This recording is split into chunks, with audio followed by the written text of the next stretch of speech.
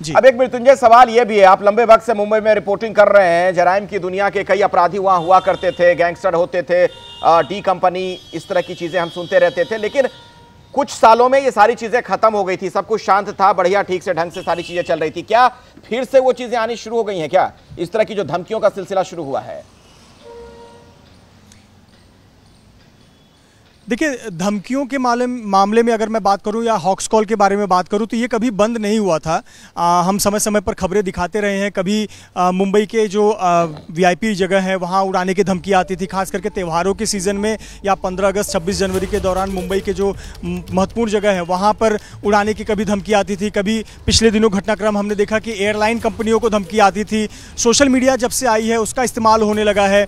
कई बार हम देखते हैं कि VPN का इस्तेमाल करके, यानी बाहर देशों से कुछ लोग इस प्रकार का मैसेज फैलाते हैं और धमकी देते थे। पर इसे जब जांच किया गया तो इसमें बहुत कुछ गंभीर बातें नहीं निकलती थी। लेकिन जो हाल का वाकया हुआ है, जिस प्रकार से बाबा सिद्दीकी की हत्या हुई है, इसके बाद से कोई भी मैसेज हो, इस प्रकार के थ्रेट कॉल हो, इसे बहुत लाइटली नहीं लिया जा रहा है, बहुत गंभीरता से लिया जा रहा है और तह तक जाया जाता है कि आखिरकार जो व्यक्ति है जिसने फ़ोन किया था उसका मोटिव क्या था, इसने किस उद्देश्य से फ़ोन किया, इसे नंबर कहाँ से मिला, इसकी मंशा क्या है और इसका कनेक्शन क्या है। एक घटना का जिक्र करना चाहूँगा। अभी जो बाबा सिद्दीकी पर फायरिंग का मामला हुआ था, इस मामले में जो पुणे से एक आरोपी को, लोनकर को, उसके भाई को गिरफ्तार किया, लेकिन जिसके पास से हथियार मिले थे, इसे पिछली बार 4 महीने पहले जब सलमान के घर पर फायरिंग हुई थी तब उससे पकड़ा गया था, उससे पूछताछ भी हुई थी, लेकिन उसे छोड़ दिया गया क्योंकि उसके पास से सिर्फ हथियार मिले थे और कोई लिंक इस्टेब्लिश नहीं हुआ। और अब देखिए, जब बाबा सिद्दीकी पर हत्या हुई तो पता चला कि उसी लोनकर से हथियार सप्लाई हुए थे। तो ऐसे पर अब मुंबई पुलिस हो, महाराष्ट्र पुलिस या फिर क्राइम ब्रांच की टीमें हो, इंटेलिजेंस टीमें हो, अब इसे बहुत लाइटली नहीं लेती हैं। कोई व्यक्ति का अगर ऐसे कुछ पाया जाता है, नाम, उसका नाम आता है, तो बहुत तह तक जांच की जाती है। ये परिवर्तन हमें कुछ दिनों में देखने को मिला है। जरूरी भी है कि हर मसले को पुलिस गंभीरता के साथ ले, क्योंकि जो घटना बाबा सिद्दीकी वाली देखने को मिली है मुंबई में, उसने वहां लॉ एंड ऑर्डर पर गंभीर सवाल खड़े किए। तो अभी की बड़ी खबर बता दें, शाहरुख खान को धमकी मिली है। अब तक की जानकारी के मुताबिक रायपुर से यह फोन किया गया था। फोन करने वाले शख्स का नाम फैजान। हालांकि अभी यह शुरुआती जानकारी है, तफ्तीश पुलिस की जारी है। रायपुर भी पहुंची है मुंबई पुलिस की एक टीम और वहां भी जांच पड़ताल की जा रही है। मेरे साथ नम्रता दुबे भी जुड़ी हुई है, मेरी सहयोगी। नम्रता, ये मुंबई पुलिस की टीम जो रायपुर पहुंची है, वहां पर जो तफ्तीश की जा रही है, वहां से कुछ अपडेट आपको मिल पाया है क्या? देखिए, जो शुरुआती अपडेट हमारे पास आ रहा है, मुंबई की जो क्राइम ब्रांच की टीम है, बैंड्रा यूनिट की, वो टीम छत्तीसगढ़ के रायपुर पहुंची। वहां पे जो लास्ट लोकेशन इनकी डेटा के हिसाब से मिला है, वो एक बाजार का बताया जा रहा है। उस बाजार के पास जो मुंबई पुलिस की टीम है वो वहां पर पहुंची और आसपास के लोगों से भी पूछताछ की जा रही है। मोबाइल नंबर फिलहाल जो है वो बंद आ रहा है, तो जिसके बाद उसको जो ट्रेस करने की कोशिश है वो अलग तरीके से की जाएगी। लेकिन फिलहाल जो टीम है वो वहां पर पहुंची है। शख्स के नाम की जो जानकारी है, उसके बाद अलग जो डिटेल्स है वो आसपास के लोगों से पूछकर की जा रही है। फिलहाल बैंड्रा पुलिस स्टेशन में जो है वो शाहरुख की टीम की तरफ से FIR दर्ज करवाई गई है और इस मामले में आगे जो है शाहरुख खान का बयान भी दर्ज किया जाएगा। जिस शख्स के नाम पर ये फोन रजिस्टर्ड है उसका नाम फैजान है, फैजान खान बताया जा रहा है।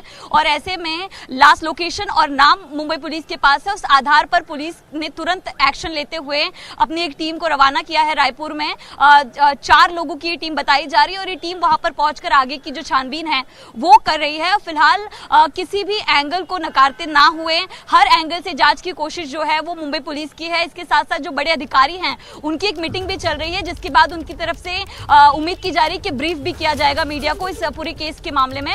लेकिन जिस तरह से सलमान खान को मिल रही लगातार धमकी हमने देखी, बाबा सिद्दीकी के साथ जिस तरह की स्थिति हुई, उसके बाद किसी भी एंगल पर मुंबई पुलिस जो है वो लूप होल्स नहीं रखना चाहती है। हर एंगल पर स्ट्रिक्ट गंभीरता से जांच कर रही है और एक जो टीम है, जैसे ही अपडेट आया पहले FIR दर्ज की गई और एक टीम को तुरंत ही रवाना किया गया रायपुर और उस नंबर पर लगातार ट्रेसिंग जो है वो मुंबई पुलिस की जो साइबर सेल की टीम होती है उनकी तरफ से किया जा रहा है।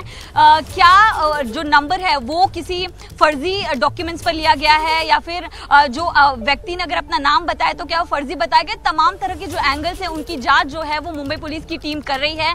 और ऐसे में आपको बता दें कि कहीं ना कहीं ये कॉल कब आया इसकी जानकारी थोड़ी देर में मिलेगी, लेकिन एक बड़ी वजह हो सकती है। आपको याद होगा कि शाहरुख खान का बर्थडे था कुछ दिन पहले, लेकिन उसके बाहर जो फैंस खड़े होते हैं, फैंस को वहां पर रुकने नहीं दिया गया।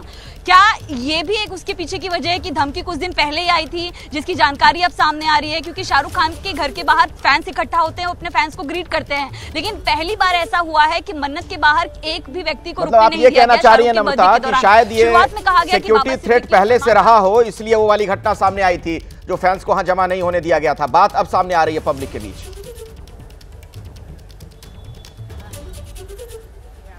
जी बिल्कुल, किसी भी संभावना से नकारा नहीं जा सकता, क्योंकि मैंने भी कई साल तक एंटरटेनमेंट मनोरंजन जो है उसको कवर किया है। तो शाहरुख खान के घर के बाहर हजारों फैंस का आना एक त्योहार की तरह होता है, लेकिन पहली बार ऐसा हुआ कि एक भी फैन को बाहर रुकने नहीं दिया गया, और ना सिर्फ घर के पास बल्कि कई मीटर तक कई लोगों को इकट्ठा नहीं होने दिया जा रहा था। इसके पीछे कोई क्लियर वजह जो है वो कभी सामने नहीं आई। तो इसमें हम मान सकते हैं कि कहीं ना कहीं ये धमकी शायद कुछ दिन पहले मिली हो, जिसके बाद मुंबई पुलिस ने सुरक्षा जो है वो बढ़ाई है, किसी तरह की कोई रिस्क नहीं ले सकते थे। तो ये भी एक वजह हो सकती है, लेकिन फिलहाल सबसे जरूरी बात यह है कि शाहरुख खान को धमकी मिली है, और धमकी के बाद तुरंत ही बांद्रा पुलिस स्टेशन में FIR दर्ज करवाई गई है। तमाम सेक्शंस इसमें शामिल किए गए हैं। अब देखना ये होगा कि जो आरोपी की इंफॉर्मेशन इनके पास है उसके आधार पर ये जांच आगे कहां तक बढ़ती है। अखिलेश जी, आपको रोक रहा हूं नम्रता, मैं बीच में रोक रहा हूं।